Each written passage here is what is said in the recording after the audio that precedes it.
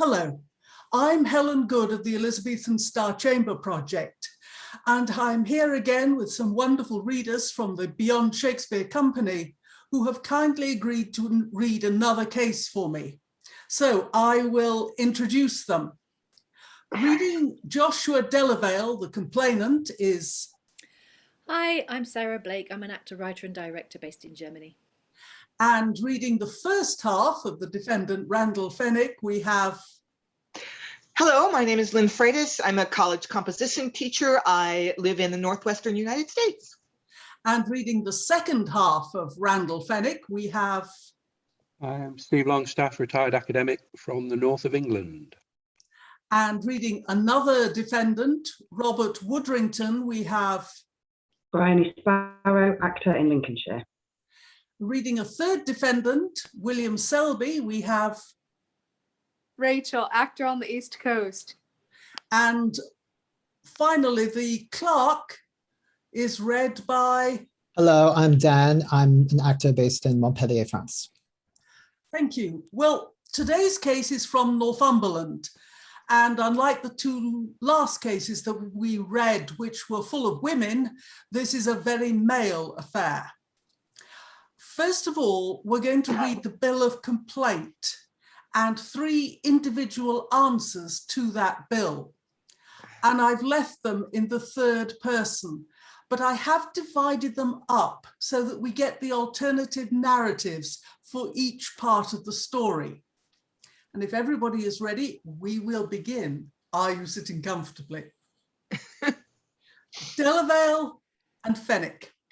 The bill of complaint of Josua Delavale against Randall Fenwick, Robert Woodrington, Ephraim Woodrington, Robert Dent, William Selby, Lyle Fenwick and Shaw, defendants, with the answers of Randall Fenwick, Robert Woodrington and William Selby to that untrue information or bill of complaint of Josua Delavale, the complainant.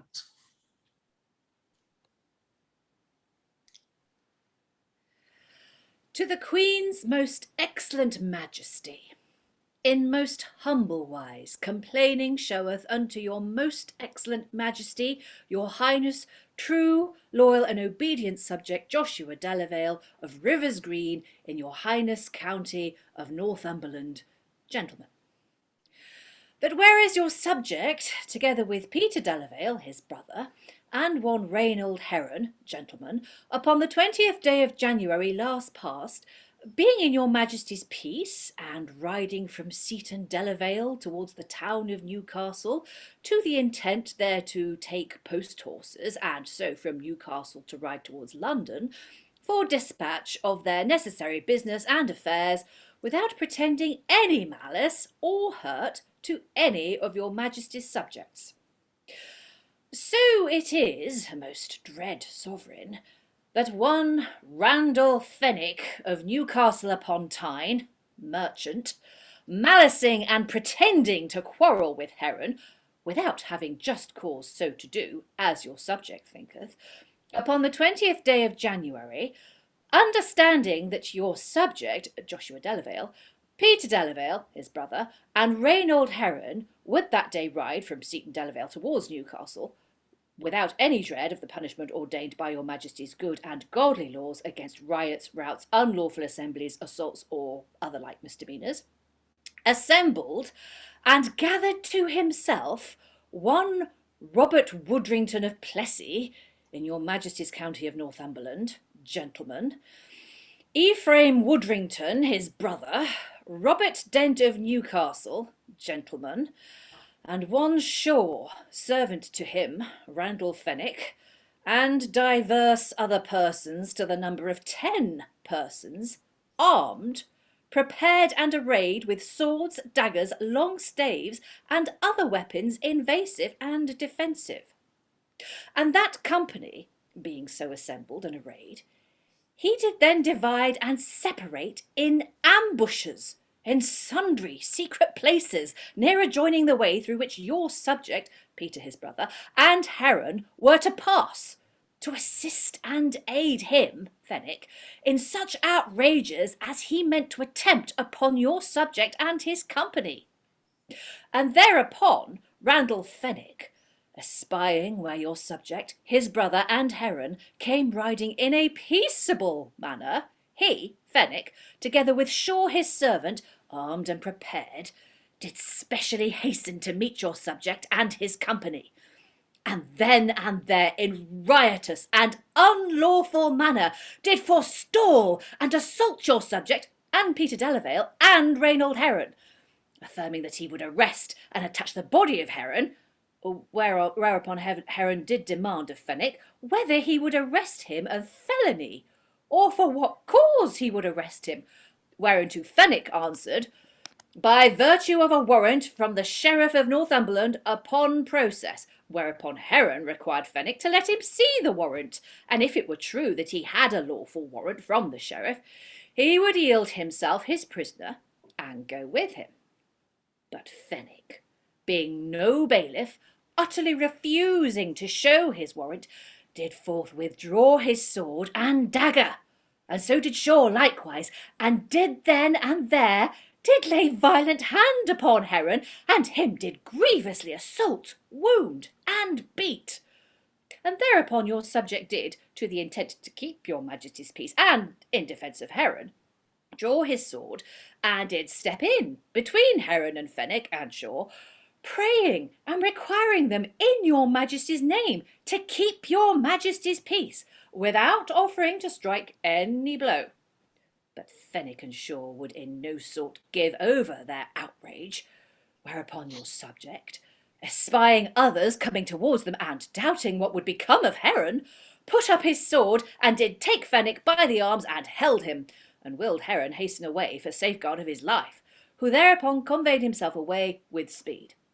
And thereupon Fenwick did forthwith mount himself upon Heron's horse, and rode after Heron. This defendant answereth and saith, first, as for any riot, rout, unlawful assembly, or other misdemeanor examinable in this honorable court, or any other offense tending to the derogation, infringement, or opposition, contrary to her Majesty's good and godly laws, he answereth and saith that he is not guilty of them, nor of any of them. And the untrue bill exhibited unto this honorable court is exhibited altogether of malice.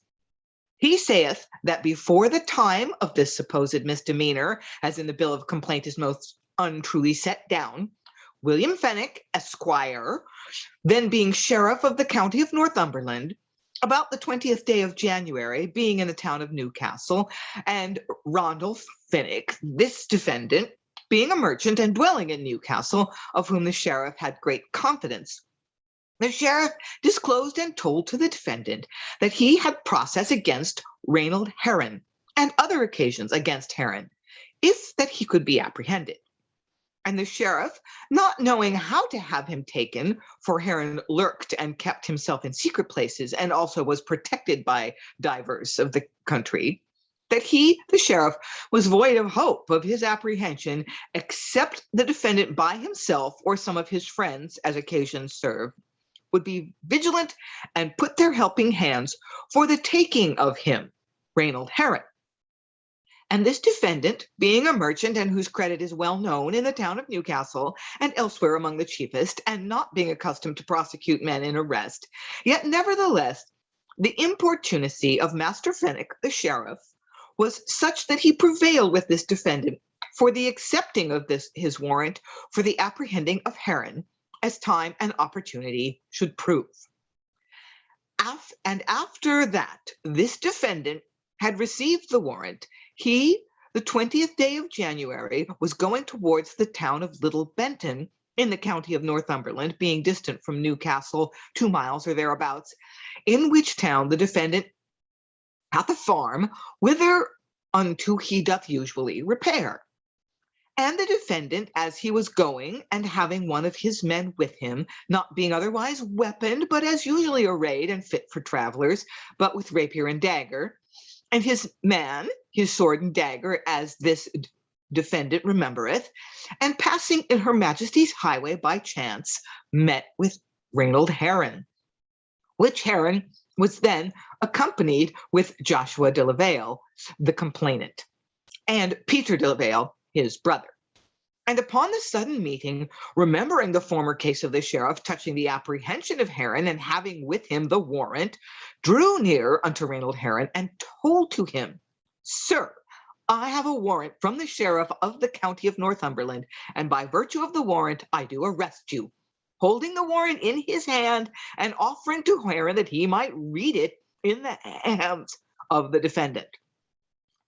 Upon which words, Heron presently unmounted from his horseback, drew out his sword, and holding it in one of his hands and having a pistol in the other hand, and this defendant thinketh it was charged with a bullet, and so in outrageous order would not obey the arrest, but ready to discharge the pistol in the bosom of the defendant. Upon which occasion the defendant, in his own defense, drew his rapier and dagger, and Heron thereupon withdrew himself betwixt Josua Delavale and Peter Delavale. The complainant, Josua Delavale, and Peter Delavale, in most unlawful order and with their swords drawn, rescued Randall Heron from this defendant so that Heron escaped away. And when this defendant was to take his horse for the safety of his own life by the reason of the wrath and outrageous anger of both the complainant and Peter Delavale against this defendant for enterprising to make an arrest upon Heron in their company. But this defendant's horse being partly hurt and also taken away by the complainant or by Peter, his brother, so that this defendant could not take him. But perceiving how that the complainant and his brother multiplying and giving words of threats unto the defendant, that he for his own safety was enforced to take Heron's horse, which Heron had forsaken, and ride away with that speed he could towards Newcastle, and glad he was that he so escaped without any more hurt. And your subject, doubting what would become of the outrage, did ride forthwith towards the house of one Robert Delavale, Esquire, or one of your Majesty's Justices of the Peace within your Highness's county of Northumberland, to inform him of the outrage committed upon him, Heron, and Peter, your subject's brother, by Fenwick and Shaw.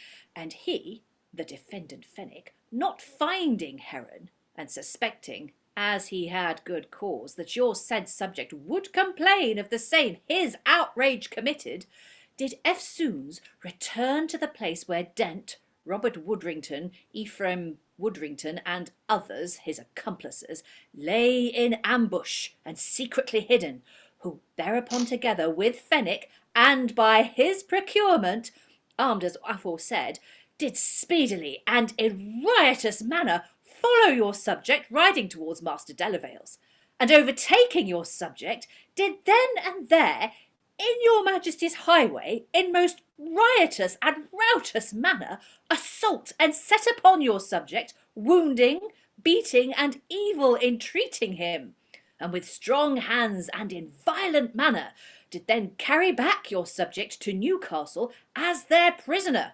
affirming that they would carry him to the sheriff of your county of Northumberland. As he, this defendant, was riding towards Newcastle back again, upon the way, he met with Robert Woodrington, accompanied by Ephraim Woodrington, his brother, and Robert Dent, and he desired them, in her Majesty's name, to be aiding and assistant to him, declaring unto them how that he had arrested Randall Heron by virtue of a warrant from sheriff, and that Heron, by violence and by the rescues of the complainant, had escaped from him. And thereupon they, Robert Woodrington, Ephraim Woodrington, and Robert Dent, answered that they were well contented to do anything that were fit for their apprehension.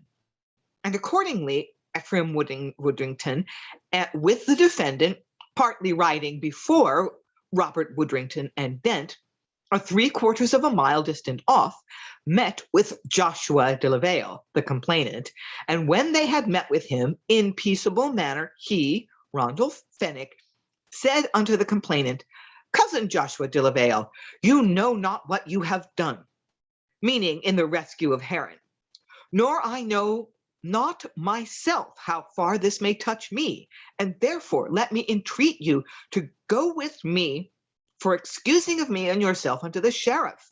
And accordingly they travelled towards Newcastle. First, as to any riot, rout, unlawful assembly, or any other outrageous act examinable in this honourable court, that he is not guilty of them, nor any of them.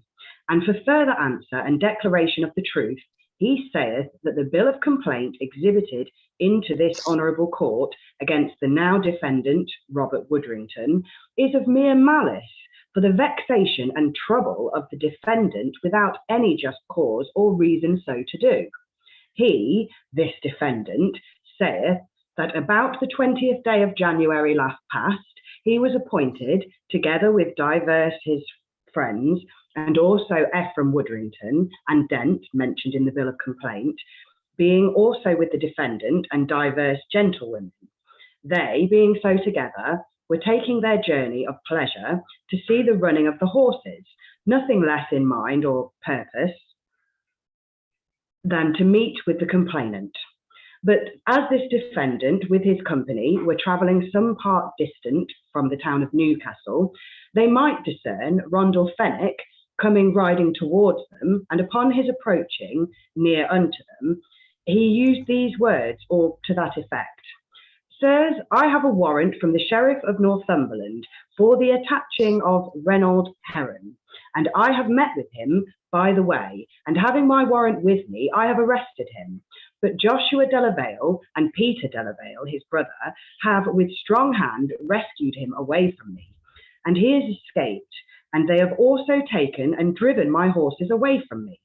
And therefore he prayed our aid for their apprehension, whereunto, for aiding of him in her Majesty's service, he, this defendant, rather assented, for that he hath of long time known Randall Fenwick to be of good reckoning, and also remembering himself how that he had heard that Master Fenwick, the sheriff, had made a warrant for the apprehension of Reynold Heron, directed unto Randall Fenwick, the other defendant, and that also there were many other matters to be laid to the charge of Heron, if he could be apprehended.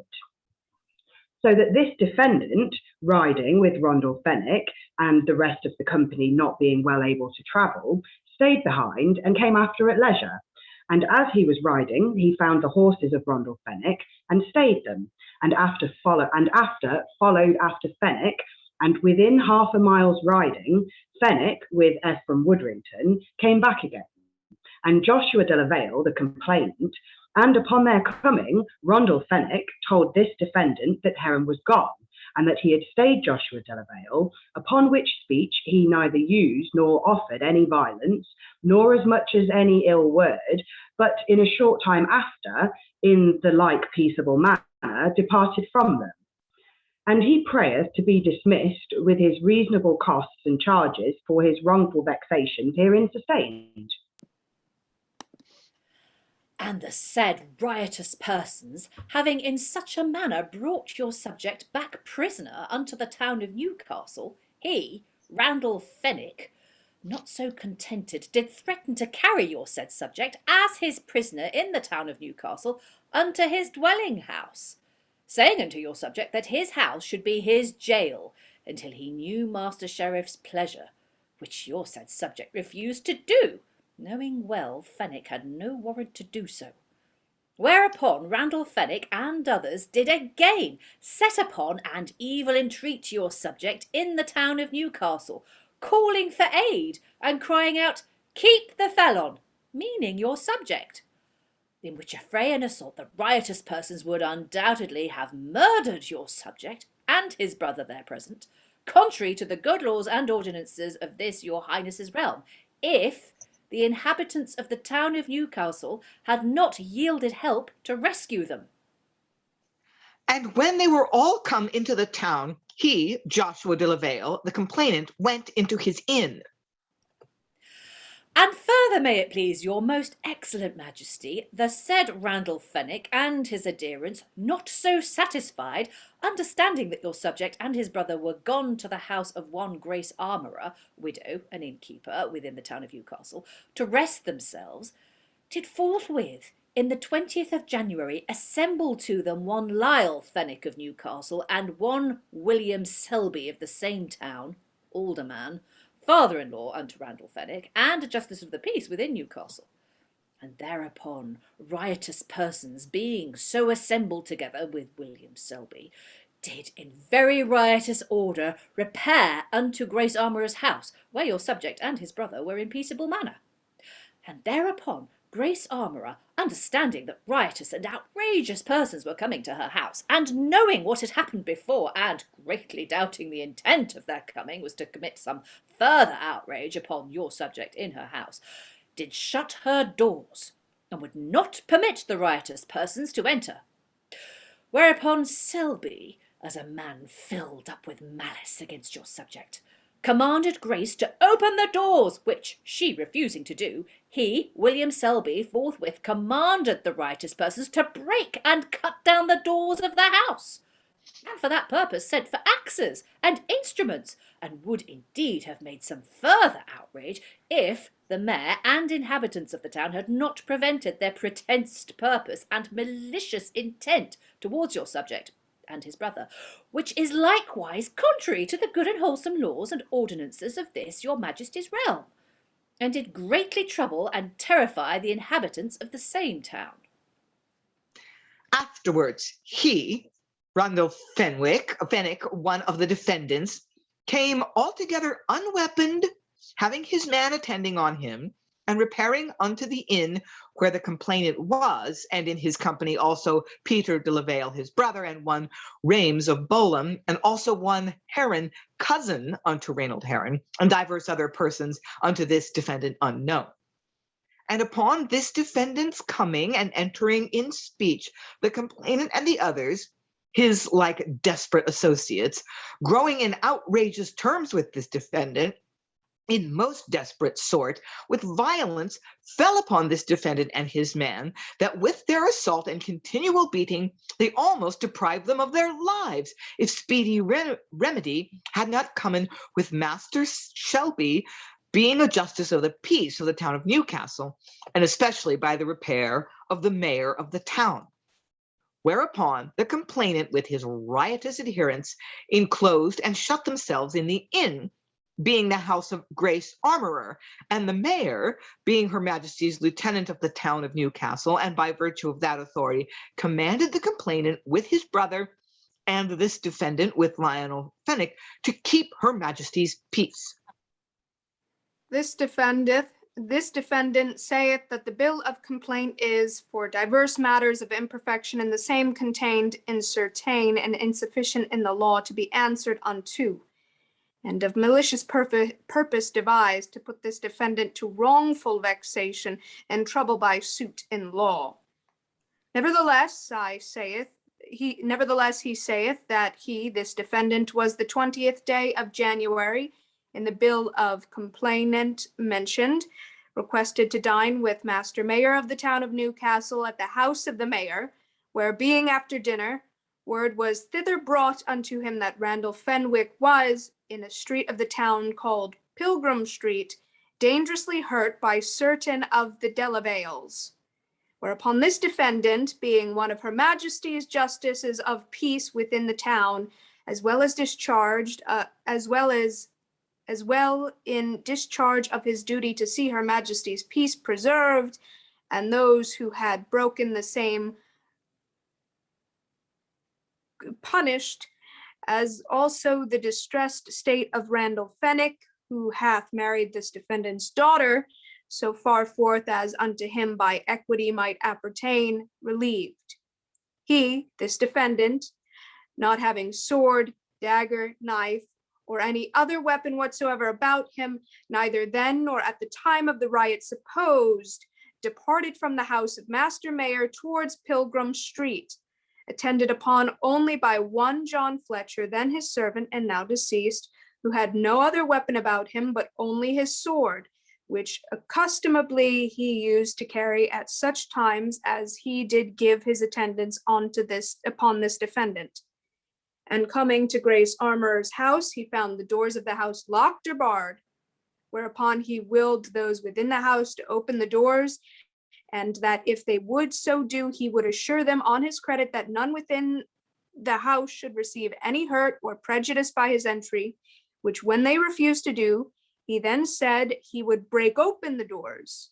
After which speeches so by him uttered, he remained there without attempting anything in act or deed for the breaking of the doors until such time as the mayor with divers other inhabitants of the town repaired thither also for the better seeing of her majesty's peace preserved. And this defendant further saith that how many of the other defendants to the bill of complaint were at the time of his coming to the house in Pilgrim Street there repaired thither after his coming thither, he now remembereth not. That he, this defendant, being in riotous manner assembled with the rest of the defendants, did in very riotous order repair unto Grace Armorer's house, or that he thereupon, as a man puffed up with malice against the complainants, commanded Grace Armorer to open the door, or that upon her refusal so to do, he commanded the rest of the defendants to break and cut down the doors of the house, or that he for the purpose, or that he for that purpose sent for axes and instruments to do the same withal, or that he, this defendant, did there remain with the other defendants in any disorder or outrage, or that he would have committed further outrage if the mayor or the inhabitants of the town had not prevented him, or that he, by any act or thing on his behalf perpetrated and done, did greatly trouble and terrify the inhabitants of the town, he utterly denieth. All which matters this defendant is ready to aver and prove as this honorable court shall award, and prayeth from thence to be dismissed with his costs and charges in that behalf wrongfully sustained. In consideration whereof, forasmuch as these and the like riots, routs, unlawful assemblies, assaults, and other their misdemeanours are hateful to God, displeasing to your majesty, and strictly prohibited by the good and godly laws and ordinances of this your majesty's realm, and for that also, if these offenders should escape without just and condign punishment, others of their like lewd disposition might, by their example, be the rather emboldened to commit the like outrages, which in short time will tend to the utter subversion of all justice and good government, if speedy reformation be not had by your majesty. And for that also your subject of these wrongs is remediless, but in this court. May it therefore please your most excellent majesty to grant unto your subject your highness's most gracious writs of subpoena, to be directed unto Randall Fenwick, Robert Woodrington, Ephraim Woodrington, Robert Dent, William Selby, Lyle Fenwick, and Shaw, commanding them thereby that at a certain day, and under a certain pain therein to be limited, personally to appear before your majesty in your high court of Star Chamber, then and there to answer the premises, and further to abide such order and direction therein as to your most honourable privy council shall seem convenient. And your said subject, according to his duty, will daily pray unto God for the prosperous estate and continuance of your highness in all happiness long to reign.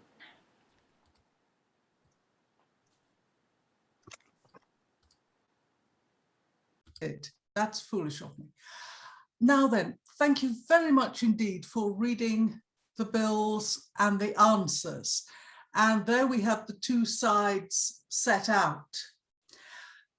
We are now taking a deep breath, and we have a brand new reader for Randall Fenwick on the grounds that he has a lot to say. We're going to pass on to the witness statements. We have the questions or interrogatories from the Delavale side and the matching responses or depositions from the Fenwick side.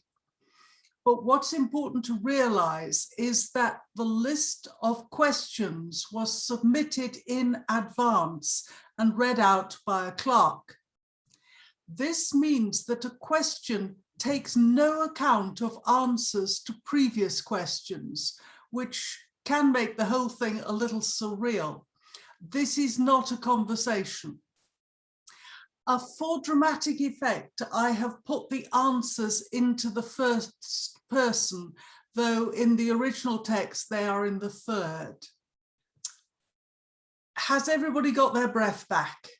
Yes, good. Well, if you haven't, it's too bad. Interrogatories to be ministered on the part and behalf of Josua Delavale, complainant, against Randall Fenwick, defendant, and the deposition of Randall Fenwick of the town of Newcastle, merchant, upon those interrogatories. Randall Fenwick of the town of Newcastle, merchant. You shall swear to make true answer to such questions as you shall be examined upon between the parties, and depose the truth, the whole truth, and nothing but the truth, without partiality or affection to either party, so help you God. So help me God. Did you know that at or before the 20th day of January last past, the complainant Josua Delavale, together with Peter Delavale, his brother, and one Reynold Heron, meant to travel from Seaton Delavale to Newcastle? If you did, by whom or by what means came you to the knowledge thereof? Express the truth of your knowledge here. I did not know, nor was in any way beforehand privy, that Josua Delavale, with Peter his brother and Reynold Heron, meant to travel from Seaton Delavale to Newcastle. On the 20th of January, I travelled from Newcastle towards Little Benton to a farm I have there, and in my own company. I met on the highway with Josua and Peter Delavale and Reynold Heron, and, having a warrant about me, directed to me from the sheriff to apprehend Heron, I did then and there, being on horseback, quietly arrest him by that warrant. Did not you, knowing that those three would be traveling to Newcastle from Seaton Delavale, assemble to you Robert Woodrington, Ephraim Woodrington, Robert Dent, and Shaw your servant? And did not you all divide yourselves into several companies or secret ambushes, and hide in privy places near where complainant and his company would come? Did not you and Shaw, perceiving Josua Delavale and his company were coming towards you on the highway, assault the complainant and his company, wounding or beating them? If you did, by what warrant did you do the same? Who made the same warrant, and had the warrant any seal or not? And are you a common bailiff who appointed you to serve the warrant, and in whose suit was the warrant procured? What weapon had you or your servant at the time of the assault? And to what intent and purpose did you and your servant carry those weapons? Did not you at the time of the assault say and declare to this effect that you had a warrant to arrest the body of Heron? And did not Heron thereupon require you to see the warrant, saying words to this effect, that if you had any lawful warrant from the sheriff to attach him, he would yield himself and go with you? If he did you show him the warrant or no? If no, for what cause did you refuse to show your warrant? And did not the complainant and his brother offer to be bound to the sheriff in 200 pounds, that Heron should be forthcoming? And did not you refuse to take any such band for Heron's forthcoming, yea or no? And did not you and your servant presently draw your swords and daggers, and then in their assault set upon and evil entreat the complainant and his brother and Heron? And did not you cut or break bridle of Heron's horse? Express the truth of your knowledge to every part of this interrogatory. As I've said before, I had not any former notice that Josua and Peter Delavale and Reynold Heron would travel Newcastle on the 20th day of January. I did arrest Heron, but I had not any in my company but Percival Maitland, my servant. After I arrested Heron, he alighted from his horse, having a pistol and sword, and immediately drawing forth his pistol, he bent the same against me. Fearing he would discharge his pistol upon me, I did also alight, drew my rapier and dagger. Heron, seeing I had my rapier and dagger drawn, did put up his pistol and draw his sword and dagger. Immediately, Josua and Peter Delavale, being also alighted and having their swords or rapiers drawn, did come and step between me and Heron, and did then keep Heron from striking at me, or me at Heron. And either Josua or Peter Delavale, one of them, did set Heron on one of their horses. That done, Heron did ride his way from me. The two Delavales besides did then also ride away with Heron, and did drive away with them my horse and my man's horse. And Heron's horse being then left behind, I did take it and rode on him towards Newcastle to follow after Heron. Coming near to Newcastle, I met on the highway Robert Woodrington, Ephraim Woodrington, and Robert Dent, being then going towards Walker Moor to a horse running. Did in Her Majesty's name require them to aid me. They rode with me to seek Heron, and we four did then ride towards Great Benton, supposing that Heron and the Delavales were ridden that way. Rode after them to the intent to apprehend Heron. Ephraim Woodrington and I, being the better horse than Robert Woodrington and Dent, did outride them by the space of 3/4 of a mile or thereabouts. And Ephraim and I, being somewhat beyond Great Benton, did overtake Josua Delavale, unto whom I said, Cousin Delavale, you have by this day, in rescuing of Heron from me, done that which I must answer for. I do not know how near or in what sort the same may touch or censure me and Master Sheriff, whom I did leave at Newcastle.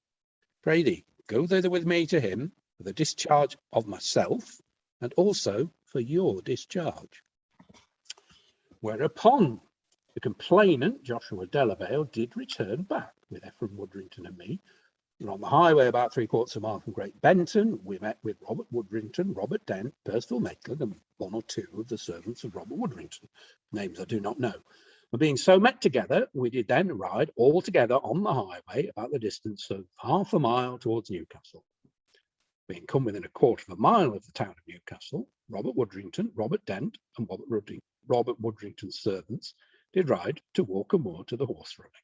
And Ephraim Woodrington and I and Josua Delavale did ride into the town of Newcastle.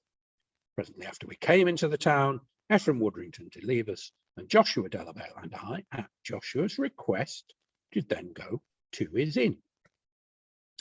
We did not assemble ourselves into secret ambushes, nor did I know that the complainant and his company were coming towards me in the highway.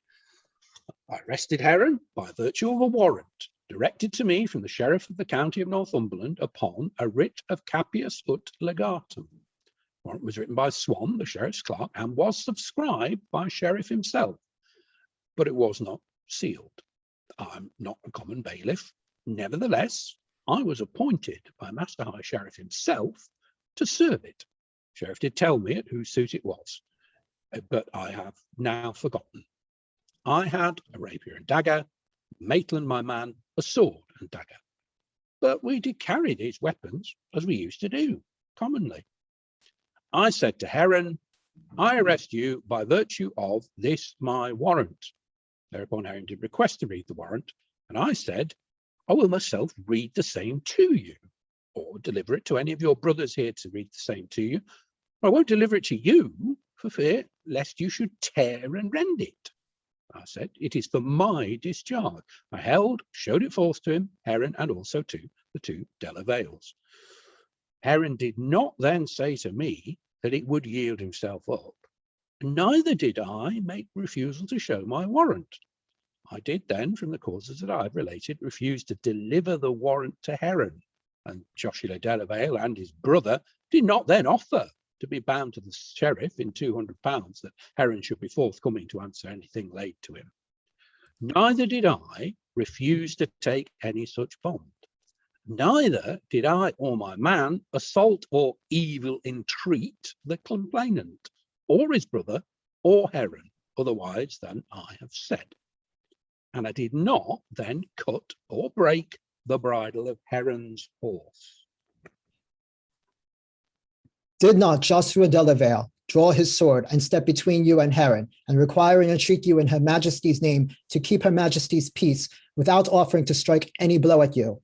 Did you thereupon cease to assault the Heron any further? And did not the complainant put up his sword and take you gently by the arms and entreat you to forbear to commit any further outrage?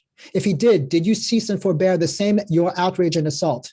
Did not Heron thereupon, for safeguard of his life, hasten away from you? And did not you thereupon assault and offer to strike the complainant and his brother, uttering words to this effect, that you would be revenged of them? And what moved you to do so? Express the truth of your knowledge to every part of this interrogatory. I say, as I have said before, that the complainant Josua Delavale at the time of the assault did draw his sword and step between me and Heron, and then said, get ye home, ye shall not have him. The complainant, then making show to be in readiness to strike at me, cast thrusts on me to keep me from Heron. I did will the complainant to keep Her Highness peace, and in the time the complainant was so casting thrusts at me to keep me from Heron, he, Heron, got to horseback and presently rode his way. I think that Peter Delavale did then set Helen on horseback. And seeing Helen and Peter Delavale ride that way, the complainant did not, in gentle sort, take me by the arm, nor entreat me to forbear any supposed further assault or supposed outrage. And Helen did not, for the safeguard of his life, hasten away from me, but to rescue himself from the arrest. I did not then assault or offer to strike the complainant or his brother Peter Delavale, nor did I say I would be revenged on them or either of them. Did not you, after Helen was ridden away upon the complainant's horse, mount yourself upon Heron's horse and hasten to the place where Dant, Robert Woodrington, Ephraim Woodrington, and the other persons lay in ambush, or to meet them as they were coming to assist you, being out of any trade way? If you did, for what purpose did you ride to them? And did you not, after you so meet them, with swords drawn and other weapons, hasten after the complainant, whom you thought and perceived was ridden towards the house of one Robert Delavale, Esquire, a justice of peace? If you so did, for what purpose did you so follow the complainant? And did not you and your company, who, when you had overtaken the complainant, assault set upon and evil entreat him? And did not you also then and there, with strong hand and by force, carry back the complainant to Newcastle? Express the truth of your knowledge to every part of this interrogatory. I say, as I've said before, that Helen, being ridden away upon the Joshua or Peter Delavale's horse, my man's horse has been driven away, I did mount on Heron's horse and then hasten towards Newcastle, whereupon, as I before deposed, I did on the highway meet with Robert Woodrington, Robert Dent, Ephraim Woodrington, and others, going towards the horse running. I say that I did not know, understand, think, or suppose that I should there or elsewhere meet with them. Neither were they or any of them out of the tradeway, nor coming to assist me, nor did lie in any ambush. I had my naked rapier in my hand, having lost the scabbard, and Ephraim Woodrington a short sword. But Robert Woodrington and Robert Dent had not any weapon about them, neither had Ephraim Woodrington, his sword drawn in his hand. I did not then hasten after the complainant, but after Helen, and we did not then assault, set upon, or evil entreat the complainant. Neither did I, or any other person, with force by strong hand, carry the complainant to Newcastle. The complainant willingly of himself, upon my request, rode back again with me to Newcastle. And at that time I had my naked rapier in my hand. By means I had lost the scabbard, hastening after Helen, and Ephraim Woodrington had a sword and dagger, but not drawn. Did not you and your said accomplices the same 20th day of January, understanding that the complainant and his brother were at the house of one Grace Armorer in the town, go or send unto William Selby, your father-in-law, being an alderman and justice of the peace within the same town? And did not thereupon William Selby, together with you and Lionel Fenwick, your brother, and with divers other persons, repair to Grace Armorer's house, where the complainant and his brother were in peaceable manner? And did not William Selby cast off his gown as he was going towards Grace Armorer's house, and go into the house of one Henry Gillis, a cutler, for some weapon? And did not you, Selby, and your other accomplices, finding the door of Grace Armorer shut, command Grace to open her doors, which denying did attempt to break down the same doors? And did not Selby for that purpose then and there send for axes? If yea, to what intent and purpose did you and Selby go about to break down the same doors? What weapons had you and your company, and for what purpose who was there of your company? And whether meant you, Selby, and your accomplices to cut down and break open the same door, if you and your adherents had not been rescued and withholden from doing the same by the mayor and inhabitants of this town? And did not you and your company beset the house round about until the mayor and inhabitants came to reform your outrage? And did not you and your accomplices attempt the breaking down of the doors to the intent to commit some further outrage upon the complainant and his brother? Or to what intent and purpose did you? Neither I, nor to my knowledge any other person, did go or send to William Selby. But Master Selby, being made to understand that I was very sore hurt, did come to the house of Grace Armorer. And Josua Delavale, the complainant, and his brother, then being in the house, and the door of the house kept shut, so that he, at Selby, being then one of Her Majesty's justices, did require to have the door opened to him. The complainant and his brother brought forth to him that he might examine them touching the hurt. They refusing, he, Master Shelby, did in peaceable manner stay at and about the house until the coming thither of Master Mayor of the town. Shortly after, Lionel Fenwick, and after him, Master Mayor of the town and some others did come to the house. But whether Master Selby did, in his repair to Armourer's house, cast or lay away his gown, or go into Gilles the cutler's house, I do not know. Nor do I know or understand that Master Selby or any other did threaten or attempt to break down any of the doors of Grace Armourer's house. Nor do I know of any axe Selby did send for. I was at the house with Master Mayor and Master Selby, Lionel Fenwick, Ephraim Woodrington, Percival Maitland, and divers many others of persons whose names I do not know. Nor do I know what weapon any of them then had. But Maitland, my servant, then had my rapier, which he doth use to bear. Master Selby did not then go about to cut or break open any of the doors of the house, nor were withholden from any such attempt by the master inhabitants of the town, nor that I, or to my knowledge any other, beset the house round about. Neither did I, or to my knowledge any, on that day attempt to break down any of the doors. Were not you bound to the peace by the mayor of Newcastle for misdemeanors and outrages committed against the complainant and his brother? Ephraim Woodrington, Lionel Fenwick, Josua Delavale, and Peter Delavale, and I were then and there by the mayor of the town bound to preserve Her Highness' peace within the liberties of Newcastle. More or otherwise, I cannot depose. Right. The next piece are the interrogatories to be ministered on the part and behalf of Josua Delavale, the complainant, against Robert Woodrington, a defendant, and the depositions of Robert Woodrington on those interrogatories. Robert Woodrington of Plessington in the county of Northumberland. Gentlemen, you shall swear to make true answer to such questions as you shall be examined upon between the parties and depose the truth, the whole truth, and nothing but the truth without partiality or affection to either party, so help you God. So help me God. Were you privy at or before or near about the 20th day of January last past, that the complainant, together with Peter Delavale, his brother, and one Randall Heron, meant that day to travel from Seaton Delavale to Newcastle? If you did, by whom or by what means came you to the knowledge thereof? Express your knowledge therein. Before the 20th day of January last, I was not made privy that the complainant Josua Delavale, together with Peter Delavale, his brother, and Reynold Heron, did mind or intend on that day to travel from Seaton to Newcastle.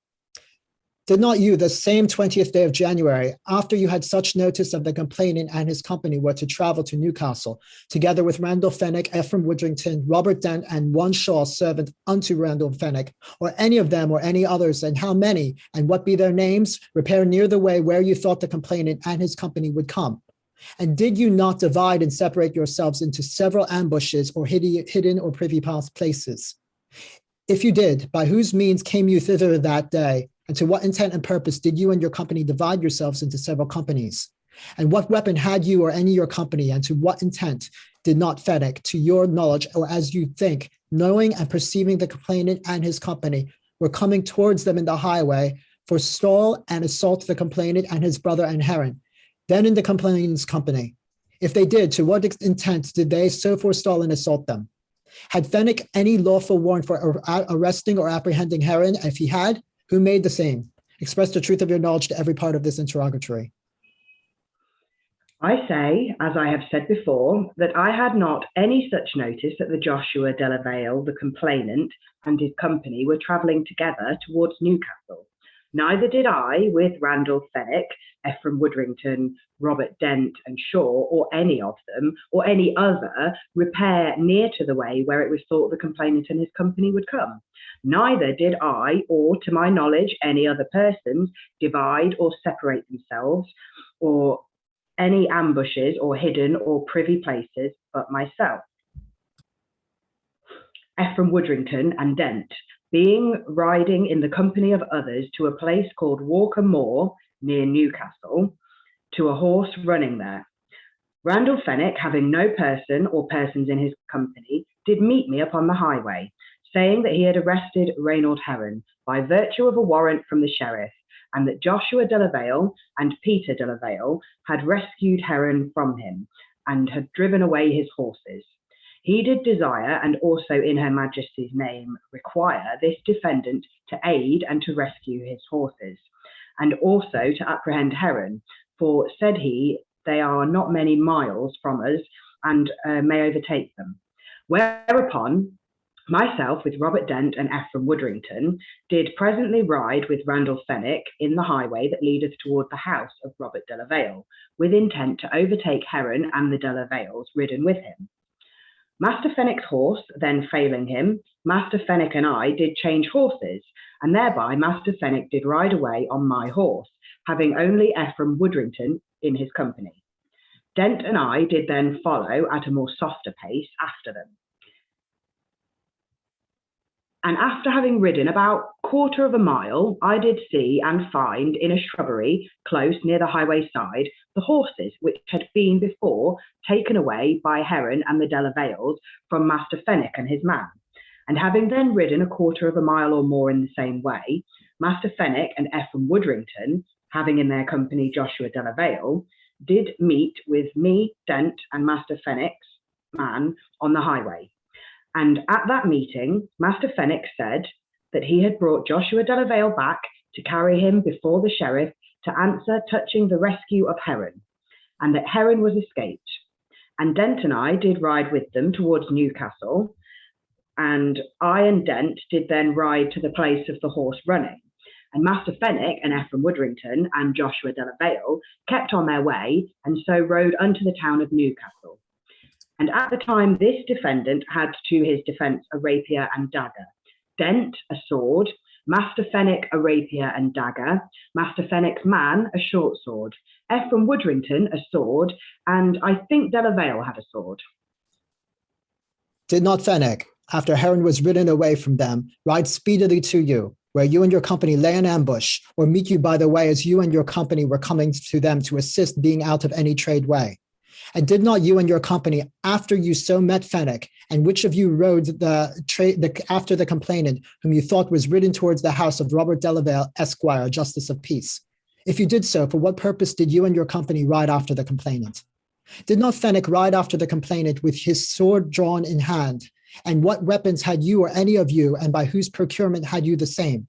And did not you or some, and which of your company at such time as you did, overtake the complainant, assault, set upon, and evil entreat the complainant, and with strong hand and force carry him back to Newcastle? If you did, by whose procurement and by what warrant was the same done, and to what intent and purpose did you the same, and what money or other rewards had you, or were you promised to have for doing the same, and by whom? If none, what moved you so to follow the complainant? Express the whole truth of your knowledge to every part of this interrogatory.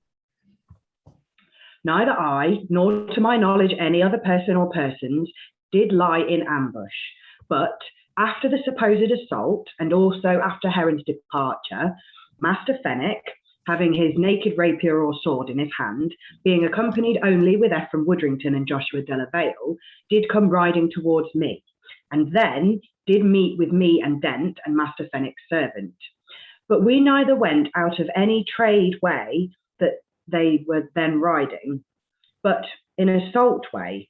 And I and Master Fenwick did ride after the complainant as he was riding towards the house of Robert Delavale. But for what purpose Master Fenwick did ride after the complainant, except touching the rescue of Heron and driving away of his horses, I did not know. And I did then also ride after the complainant and Heron by Master Fenwick's desire and procurement. And Master Fenwick did then ride after the complainant and Heron, having his naked rapier or sword in his hand. And my weapon, I say further that neither I, or to my knowledge any other, did not at the set upon or evil entreat the complainant, and with strong hand and force carry him back to Newcastle. But the complainant, as I have said before, being come into my company together with Master Fenwick and Ephraim Woodrington, did quietly ride with them to Newcastle. And as is also before set down, I did ride near to the town with them. And so to the place where the horse running should have been on that day, but I had not, nor was promised any money or other reward for my doings or dealings at that time. And more than I have said before, I cannot depose. Did not Fenwick, after you and they had so brought back Josua Delavale to Newcastle, threatened to carry him to his house, affirming that his house should be his jail or words to that effect. And did not Fenwick and his company, upon the complainant's refusal to go to Fenwick's house, again assault and evil entreat the complainant and his brother, yea or no? If he did, were not you or some of your servants or your brother Ephraim Woodrington sent for again after you departed? And were not you or they present at the same new assault?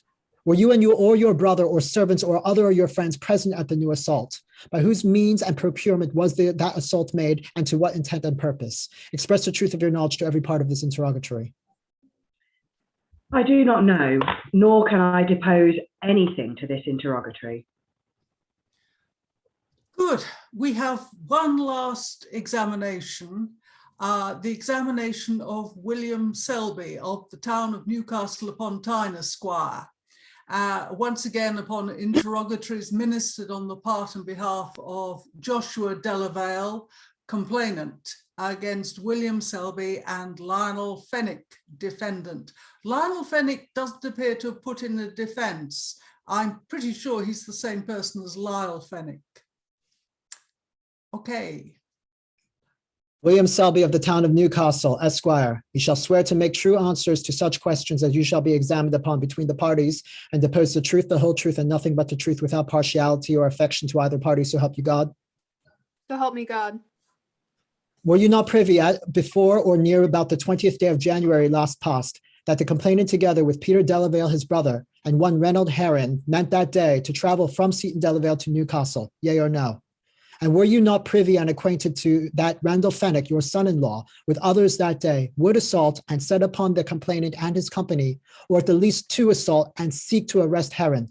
If yea, for what cause did they so intend to assault and seek to arrest Heron? And by what warrant, and by whom was the warrant made? And at whose suit should Heron have been arrested? Express the truth of your knowledge to every part of this interrogatory. I was not privy that Josua Delavale, the complainant, meant that day to travel from Seaton Delavale to Newcastle. Neither was I privy or acquainted that Randall Fenwick would assault and set upon the complainant, or to assault and seek to arrest Heron. Neither do I know for what cause he so intended to assault and seek to arrest Heron, nor at whose suit Heron should have been arrested. In the afternoon of the same day at which time the complainant and Randall Fenwick were before the mayor of Newcastle and his brethren, I did then see Randall have a writ or warrant for arresting Heron, subscribed by William Fenwick, Esquire, Sheriff of Northumberland. Did you not know Randall Fenwick and Shaw, his servant, did the same 20th day of January assault, set upon, and evil entreat the complainant, his brother, and Heron, traveling from Seaton Delavale towards Newcastle? And did not Fenwick, Shaw, Robert Woodrington, Ephraim Woodrington, and Robert Dent, and diverse other persons after that assault, and after such time as Heron was escaped and ridden away from Fenwick and Shaw, and after such time as the complainant was ridden likewise from them towards the house of one Robert Delavale, a justice of the peace near adjoining, ride after the complainant, and assault set upon and evil entreat him, yea or no? If yea, did not Fenwick ride with his sword drawn in his hand? And did not Fenwick and his accomplices, after they had so overtaken and assaulted the complainant with strong hand and force, bring him back to Newcastle as their prisoner, yea or no? And did not Fenwick then threaten the complainant to carry him prisoner to his own house, alleging that his house should be his jail? And if he did, what warrant had he so to do, and by whose procurement was the same done? Was not the same done by your means, privity, abatement, or procurement, or by whose procurement was the same done? Express the truth of your knowledge, or as you have heard, to every part of this interrogatory. I did not know of any matter mentioned in this interrogatory before that Randall Fenwick and one of his servants did bring the complainant into the town of Newcastle. But after they were come hither, and after that Master Mayor had called the parties before him, Randall Fenwick told me that he had brought the complainant to Newcastle and would have brought him to his own house, there to have remained till the sheriff's pleasure had been known, for that the complainant did rescue Heron, from whom Randall did arrest by a warrant from the sheriff.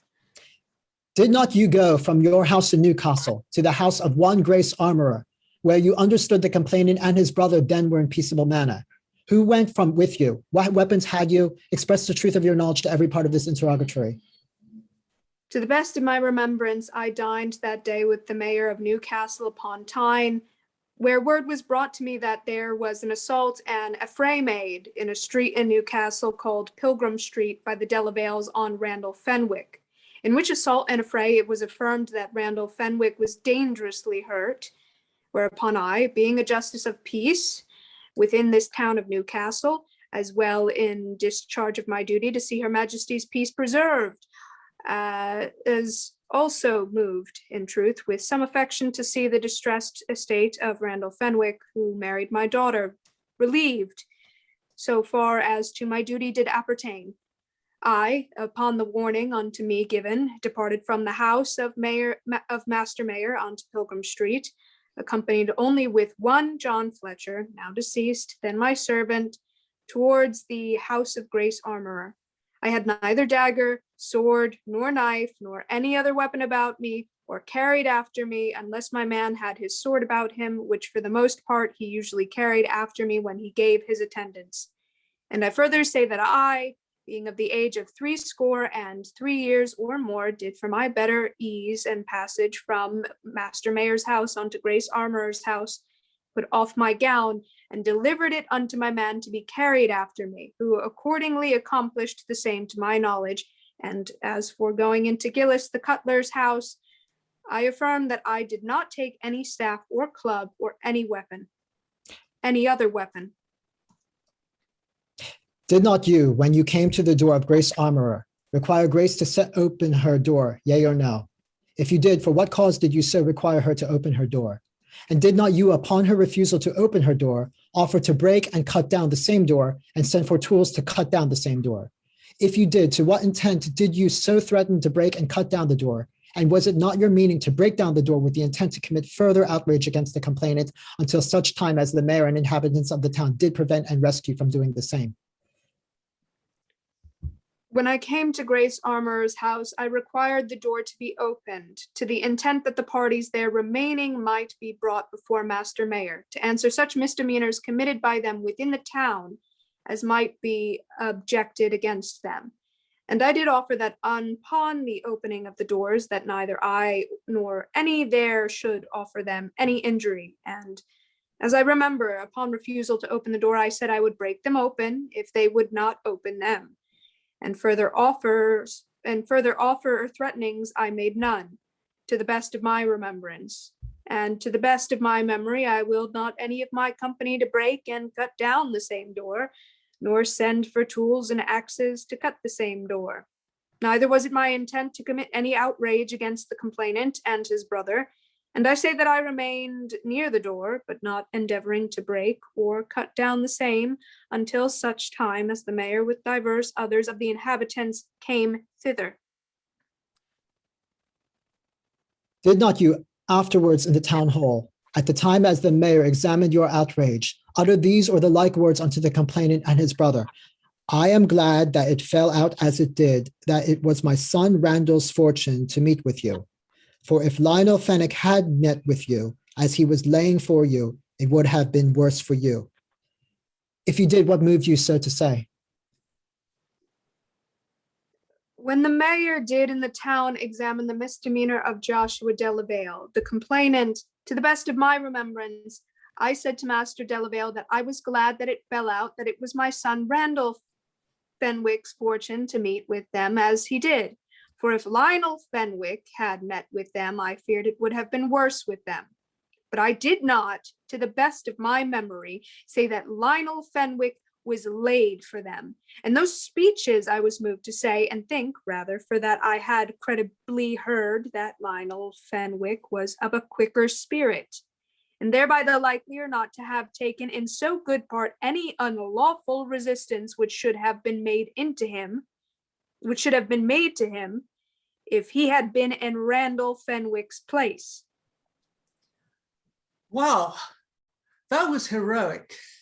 Thank you all. It was wonderful. Now, I'm going to invite those who are lurking, and I think there are a few lurking in keeping themselves in secret ambushes, to join us if they wish. So who's coming in? We've got Liza and We've got Liza and Elizabeth and Eric, and gosh, the room's really filling up. I need to introduce to you our guest today, Dave King. Can you wave, Dave, to establish who you are? Good. Dave is the Northumberland historian who made the original transcription of this case. And he is the curator of Northumberland and adjacent counties for the Elizabethan Star Chamber project. Dave, I'm going to take the chair's prerogative of the first question.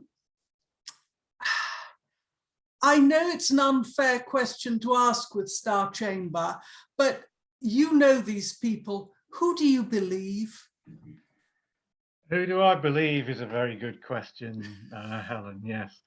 And unfortunately, as I guess you probably explained to people, we never actually find out. But I'll expand, if you don't mind, a little bit on that, because I think it's been quite an experience to hear you read this after I'm just accustomed to reading it myself off the page.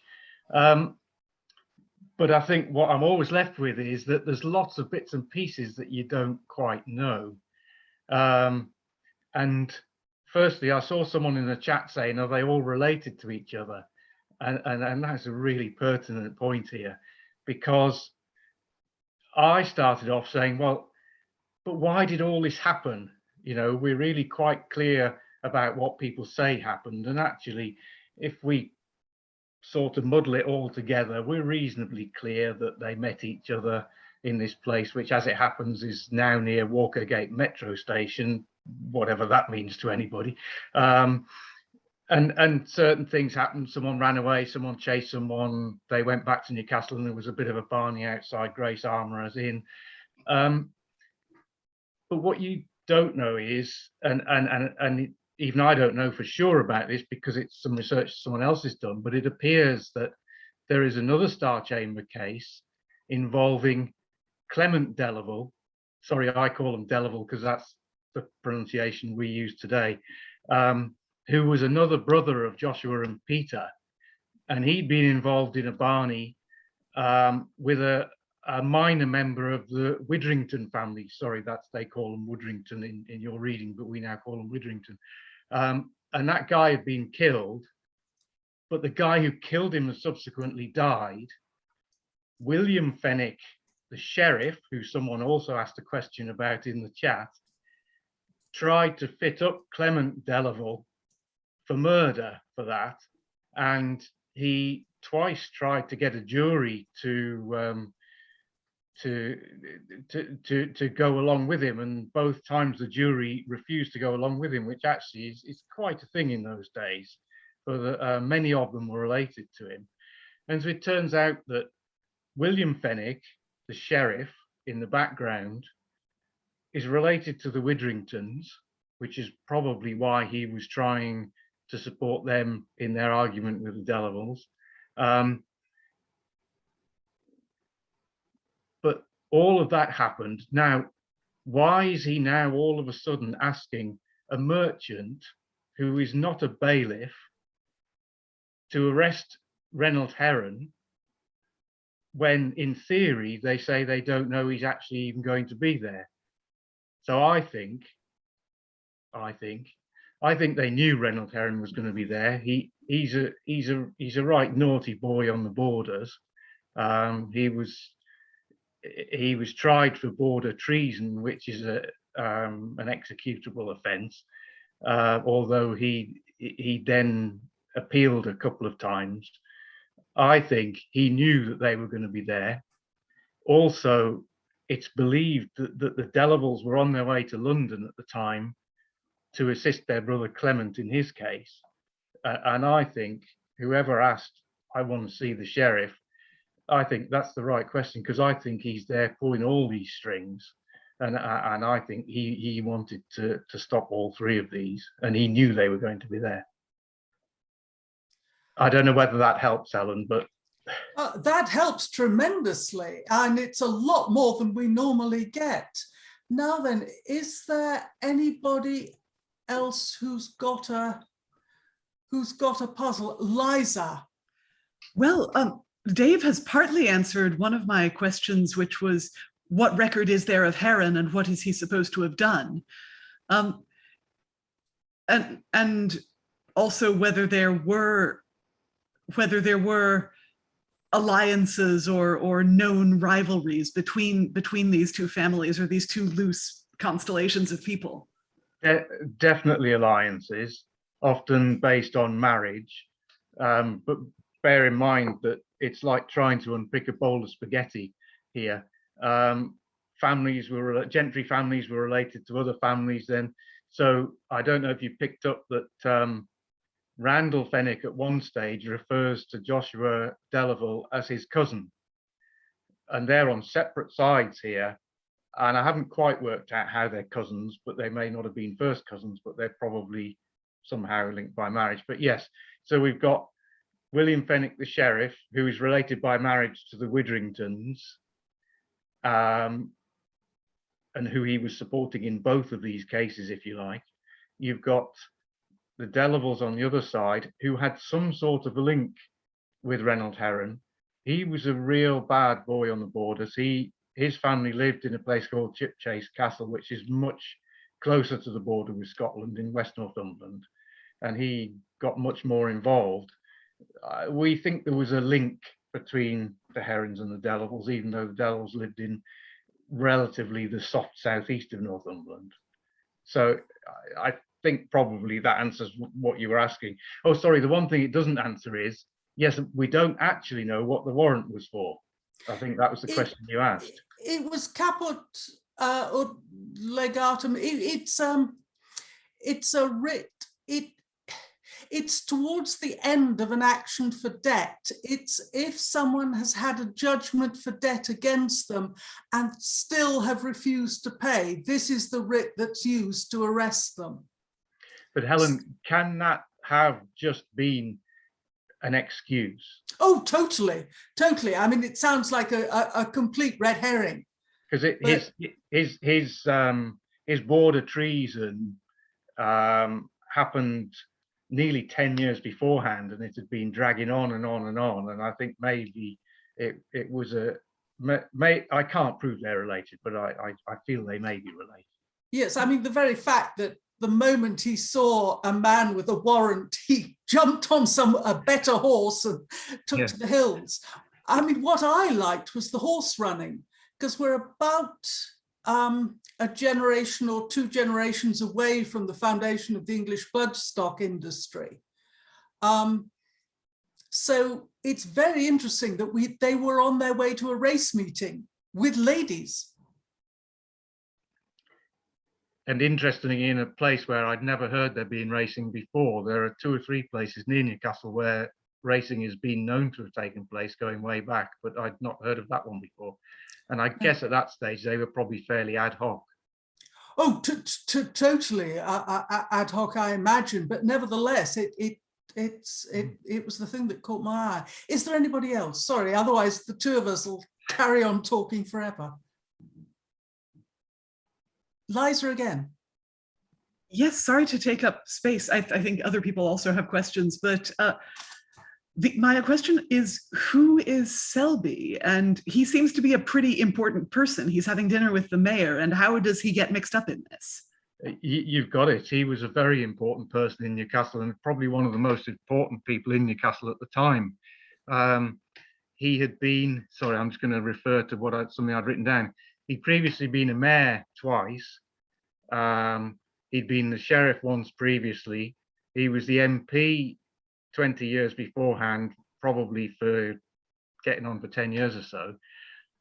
More importantly, at the time this happened, he, with one other merchant, had been involved in getting a lease from the Queen of huge coal-bearing areas, and was essentially what kicked off the major exporting of coal from Newcastle, as opposed to the kind of the dribble of exporting of coal which had happened previously. So he was a massive guy, and I have a picture in my mind. Sorry, I forget who was reading it initially, but someone, I think in the bill actually, I have a picture in my mind of this portly guy, because he was in his 60s, with his gown flowing out behind him, full of his own importance. He really was an important guy at the time in Newcastle. But of course, he was the father-in-law of both William Fenwick, the sheriff, and Randall Fenwick, the defendant. Both then. Eric. I was just going to ask what's border treason, because I mean you keep mentioning about there's a Birmingham. Okay, obviously there was a border between England and Scotland at the time, but was that basically like smuggling or something else? Well, they had these people that they called reivers.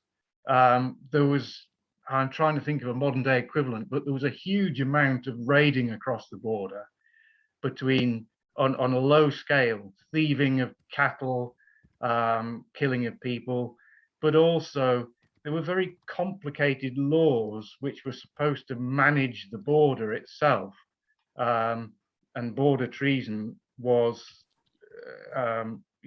breaking those laws essentially. Just to make it more messy, although it was against the law, there were also marriages across the border and feuds between different families and alliances, and it was very messy. I don't know if, does that answer your question? Yeah. It's really interesting. Yes. Apparently, Liza, whose surname is Graham, is reckons her family were on both sides. Oh, yeah. The Grahams were some rotten bunch. They were. But they were actually more in Cumberland than Northumberland. They were on the west side of the border, but they got up to all sorts of stuff. Who else have we got? Lynn. So what was Delavale suing for? What kind of compensation was he hoping for? Cash, or did he want the defendants to suffer some kind of corporal punishment? Like, what's the point of this? Well, money. There would be not necessarily money he would get, but the Star Chamber handed out enormous fines. They could also mutilate, but they tended not to do that to the gentry. But the fines that they handed out could break a family for a couple of generations if they were enforced. So it's kind of just revenge, because the defendant, the complainant, wouldn't necessarily get anything, not even the lawyer's fees. The government would keep the fines. Is that right? Yeah, but he would get a great deal of satisfaction. Evidently. I mean, it was part of the feud.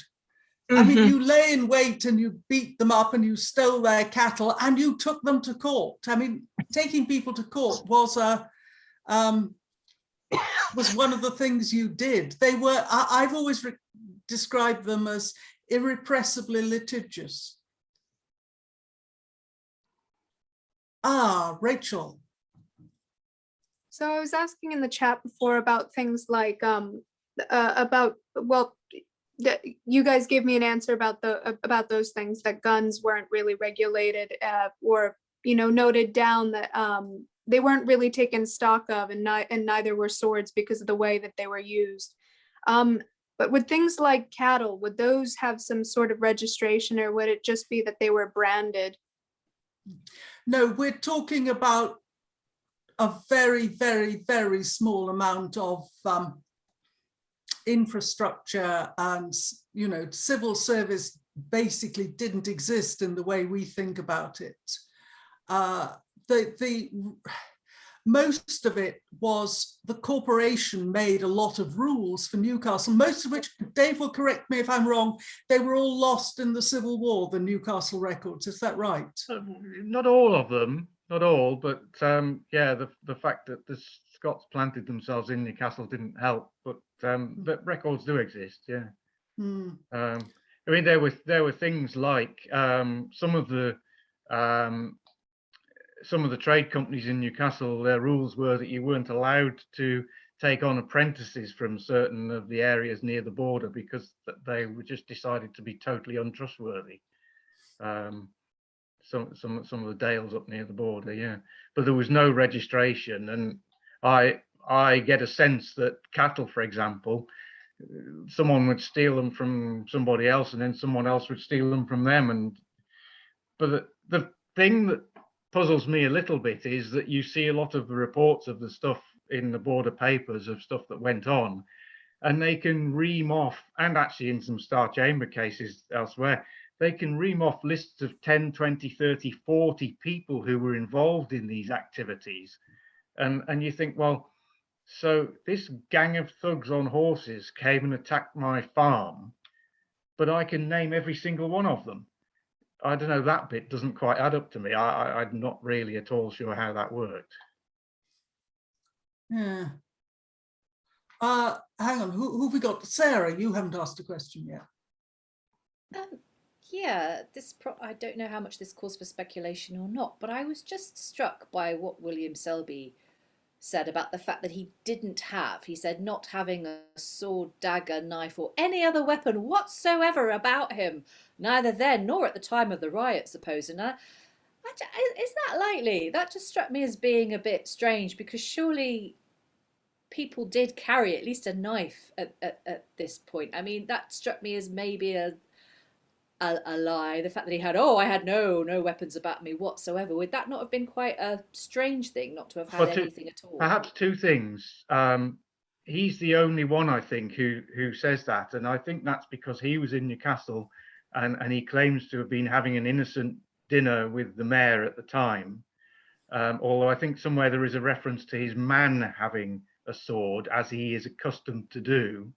And so again, you can see him striding around, this pompous, plump guy, and he's so important, he doesn't even carry his own sword. He has a man to carry his sword.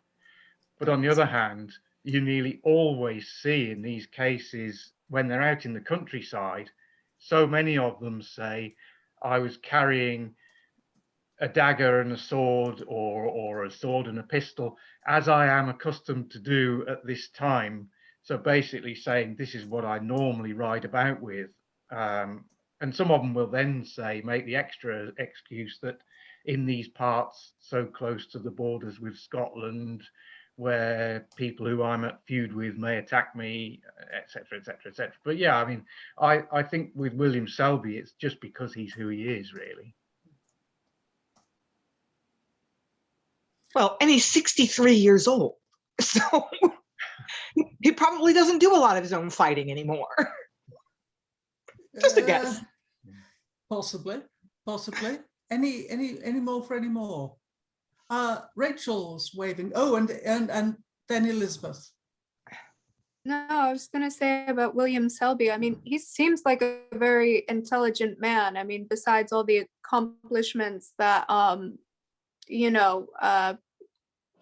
that you said he did and that he achieved in the area. I mean, even when he was talking, and I was reading for him. Perhaps he has a manservant, and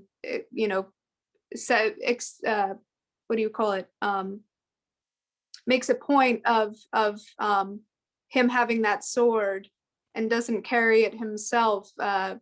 Maybe because if there was any sort of fight, he wouldn't be the one on the hook for it or something like that. It would be his manservant who would get the lawsuit or something, sort of like how rich people hire bodyguards so that people cannot sue them for their assets, but go after the bodyguard. I don't know. Yeah. No, I think there's a sense of that. I think he's very much above that. Getting involved in that sort of thing is below a guy of his importance. Yeah. Elizabeth, you're muted.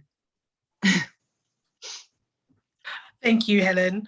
I found it very riveting. I thought it was quite exciting, because when Helen says that she works in Star Chamber and she looks at these documents, I always think they must be quite dry, but this one was quite riveting. It was quite juicy and interesting. My question was to do with civil cases and criminal cases. Was there much distinction between the two? And where does this case lie? Because there's a lot of criminal behavior in this. There's lots of assaults, lots of sort of There seems to be lots of people stealing other people's horses and riding off into the sunset with them. There's people threatening to break down doors. And I was wondering what kind of punishments were possibly allocated for these behaviors. Is it basically more of a civil suit? They're basically saying they want compensation, or is it more serious? Is it more like a criminal case? Do you want me to take this, Dave, or will you? Well, yes, please, because I don't remember. Okay, it's one of the things that we're really trying to work out. The Star Chamber was effectively the government sitting as judges, and they quite honestly they heard what they wanted to hear, and they dealt with it in the way they wanted to deal with it. What they wouldn't do is take on a felony, because there were the ordinary law courts for that. So what we're dealing here is with misdemeanors and stuff that the government would quite like to keep repressed, like riots and routs and whatever they are. But what they couldn't give the death penalty, but they could imprison, they could mutilate, they usually took the ears, they could put people in the pillory. They also, as I say, could levy these perfectly enormous fines. But as for whether it was criminal or civil, it was usually criminal, because the civil stuff could be heard elsewhere. So if you had a piece of land and someone else was claiming it, the Star Chamber wouldn't be in the least interested. But if they arrived on your land with all their weapons, both invasive and defensive, and proceeded to beat the crap out of your servants and set fire to your house, then the Privy Council would get interested. Very interesting, because I noticed that there was some preparation. There seemed to be some preparation of the witnesses beforehand. They seemed to know the questions that they were going to be asked, and it was something that was mentioned. I think it was mentioned in the chat, and I was wondering about how prepared would people be in these situations to speak in court. Well, they weren't speaking in court. Okay. This all took place in Newcastle. Okay. The Privy Council, the Star Chamber would commission some local bigwig who was probably related to one side or the other, Or both. to hear the evidence, and then it was all sent up to the Star Chamber. Okay. In written form. Sorry, Dave. On some of them, I was going to say, on some of them, you'll see that they send a commission to a group of local worthies, so at least you do get a sense of independence. But yeah, it's very dependent on who's hearing it. Yeah. Lynn. So I think I see kind of an institutional problem here. So it looks like this case is just sort of another episode in an ongoing feud between the Hatfields and the McCoys, to use an American analogy. But the government, represented by Star Chamber, doesn't have a lot of incentive to try to negotiate a permanent reconciliation between these sides, because every time somebody sues somebody, the government collects the fines. So that's a bit of a problem. See what I mean? Yes, the adversarial nature of English law is always a problem. Dave, do you want to talk about, because there were people who were sent to arbitrate, weren't there, sometimes? No? Yes, I'm trying to think of one. I can think of some in Chancery that I've seen, but I'm not sure that I've come across. I mean, I think the thing that strikes me on this almost is that, and maybe this is just my get out to save my brain, But after however many years we've been studying these, I'm kind of inclined to think, well, half the documents are missing. We very, very rarely find out what actually happens. Therefore, actually, the most valuable bits are the least important bits, but they're the bits that no one has got an incentive to lie about. So, for example, someone said in the chat, "What's the salt way?" Now, to me, I'm really interested in that, because that's a route used by the salt traders, and I know of a place called Salter's Bridge, but I can't track down the route. But no one's going to lie about that.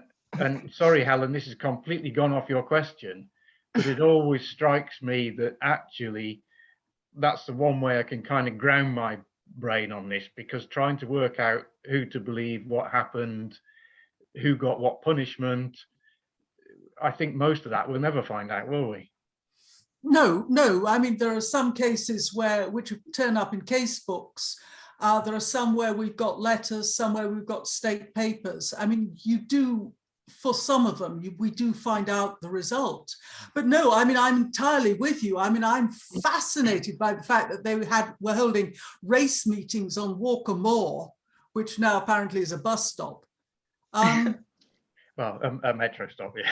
Or a metro stop, I'm sorry. I beg Newcastle's pardon. Don't worry, we won't get too excited about that. But I mean, this I find absolutely fascinating, because I've never in the history of horses heard about this a Newcastle racetrack.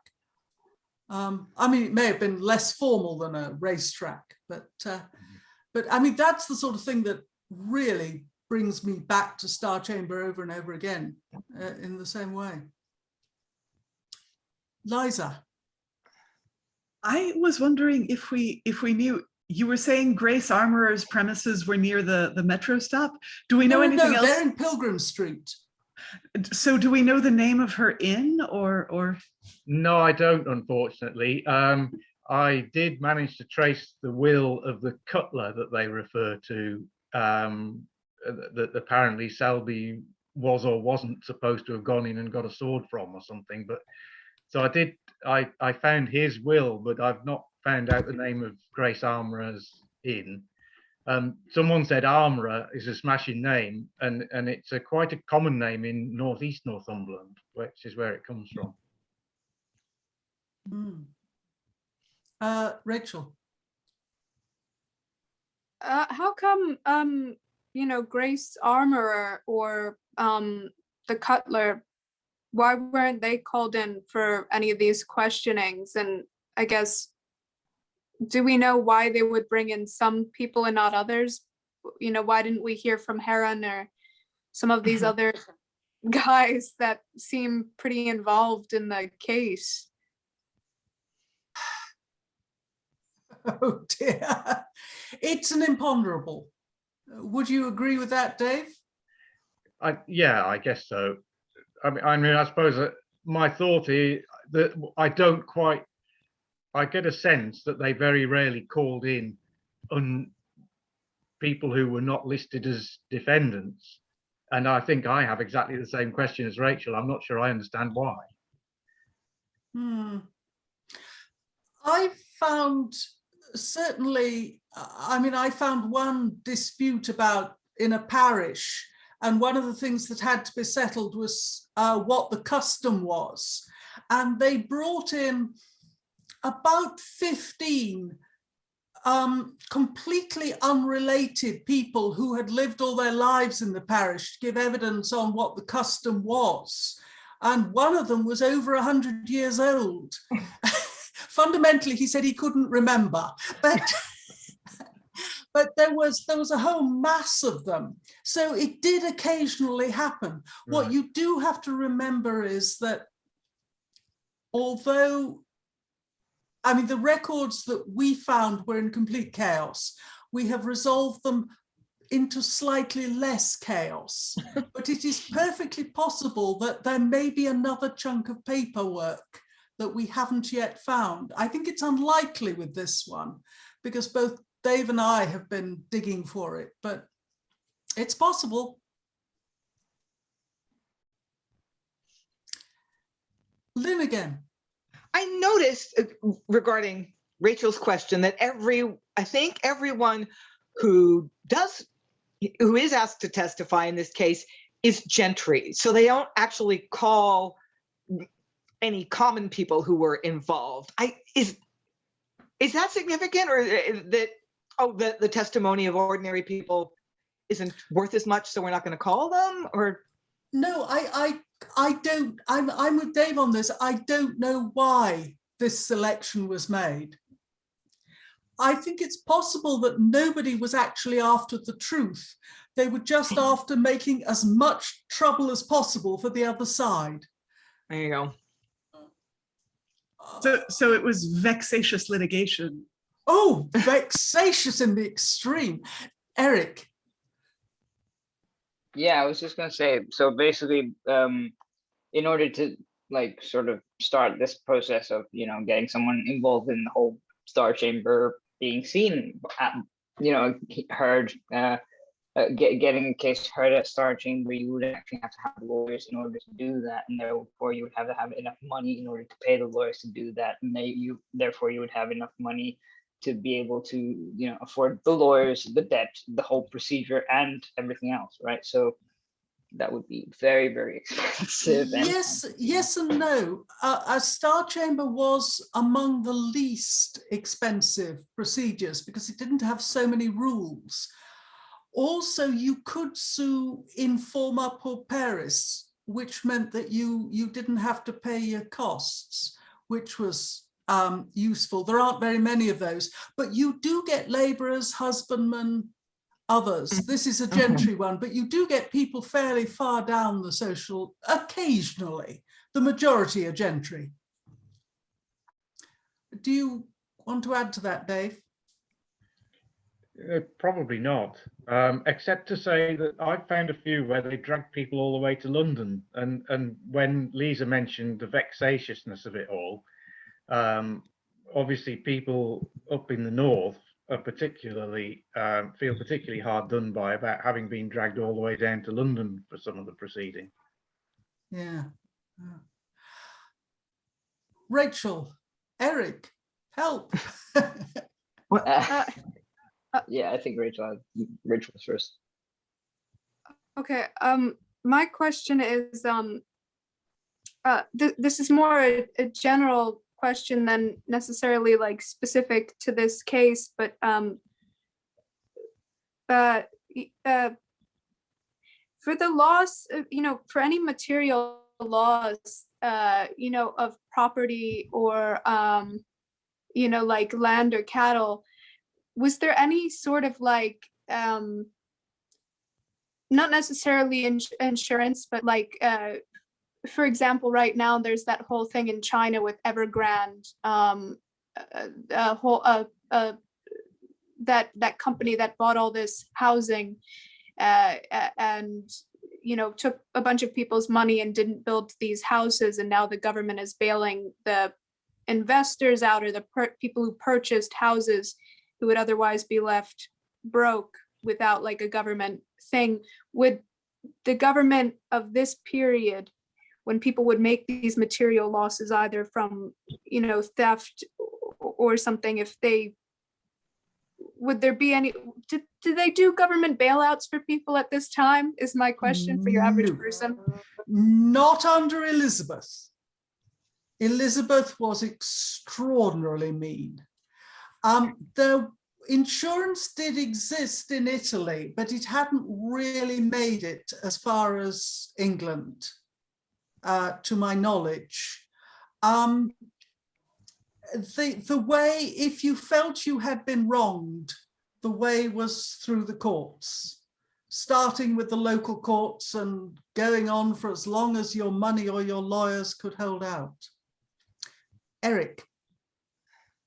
I was going to ask that, like, for example, if you drag someone through the courts nowadays, like sort of, suing them for, I don't know, just some sort of civil or, debt related issue, that certain things can't proceed. Like, for example, if they're applying for, like, if it's a person and a person as a legal entity, not a company, I mean, where they can't like proceed for, I don't know, certain applications or certain, I mean, like, you know, for housing, for example, or other things.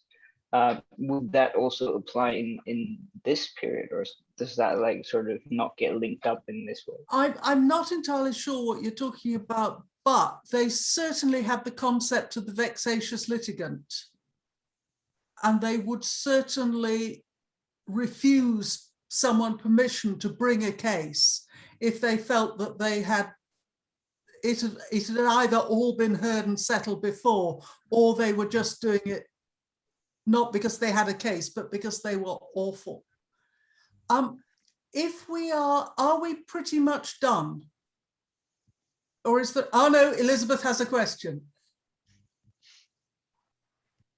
Unmute myself there. Here, Helen, it just struck me as very interesting because you said that none of this took place in a court. And I wondered that how come the language is so litigious? If it's like done in just an interview between like you and me, maybe you come up from London, I don't know how Star Chamber would do it, but would have somebody inquiring and then writing down the responses. How does it come up? How does the language all seem to be so litigious? What we've got is what was written as a record. Okay. So where I have written for you to say, I said, what it actually says is, and further, this deponent saith that he said.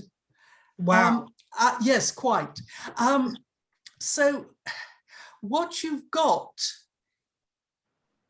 is a legal version of what could actually have been quite conversational. Mm. Also, the questions were written, the interrogatories were written by a lawyer. And the bill and the answers were written by a lawyer. So however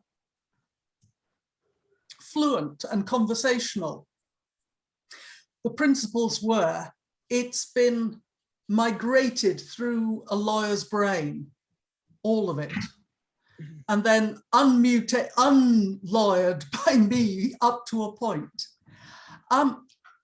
If everybody is more or less done, I'm going to ask for the session to come to an end. Is there anybody who is really, are we okay? We're okay.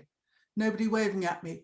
Right, well, it only remains for me to thank our wonderful readers and commentators and ask you all to wave goodbye. Bye. Cousin Delavale, you know not what you have done.